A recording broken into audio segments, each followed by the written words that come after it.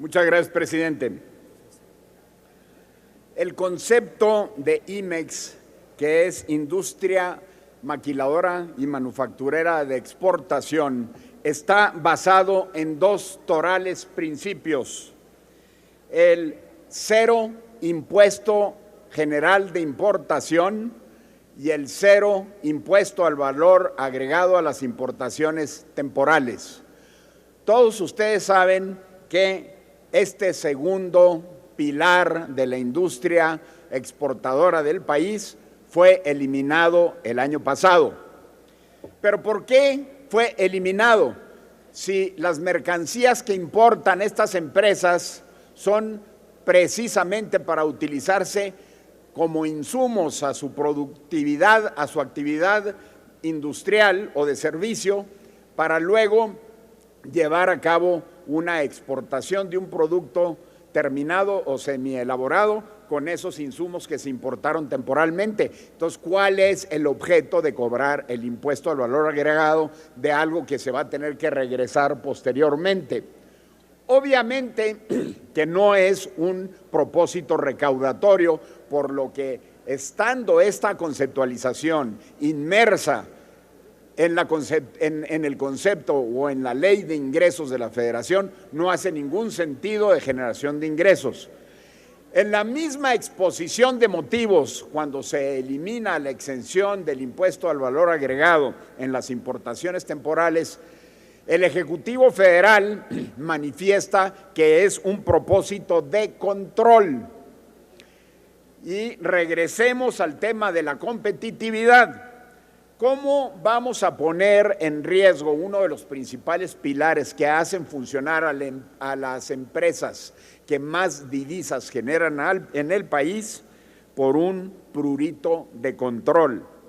Lo que sucede actualmente es de que se finca un crédito fiscal, se hace que se cobra el impuesto, pero no se cobra hasta que el gobierno certifique, conforme a criterios dictados por el propio gobierno, por las autoridades hacendarias, certifique que todo lo que se importó temporalmente se exportó, combatiéndose de una manera flagrante el principio que se denomina el principio de la buena fe, que debe de regir en toda relación jurídica entre Estado y particulares.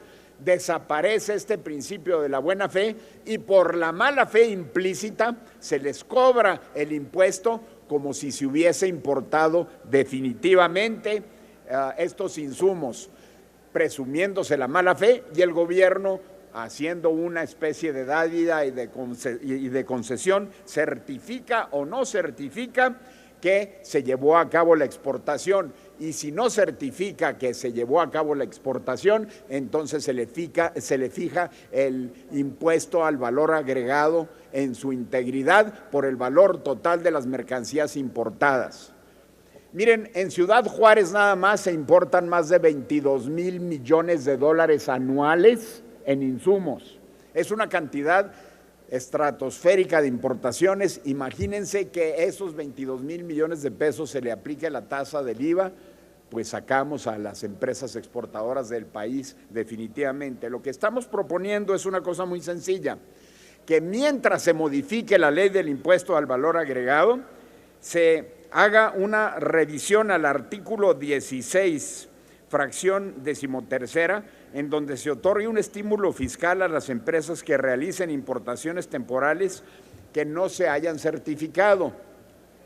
Si no se certificaron, quedarán a salvo los derechos de las autoridades hacendarias para, ya voy a terminar, para los efectos, quedarán a salvo los derechos de las autoridades hacendarias para los efectos de que si se finca que no se exportaron esas mercancías, se cobre el impuesto definitivo del impuesto al valor agregado como si fuera una importación definitiva y no temporal. De esa manera regresaríamos de facto al sistema original, dándole esa certeza y seguridad jurídica y plena validez al principio de la buena fe. y regresando la competitividad de las empresas, porque para terminar, este impuesto no entra en vigor conforme un artículo transitorio hasta el 2015, pero en el 2015 en adelante tenemos este efecto negativo a la competitividad de las empresas más productivas del país. Es cuanto, señor presidente.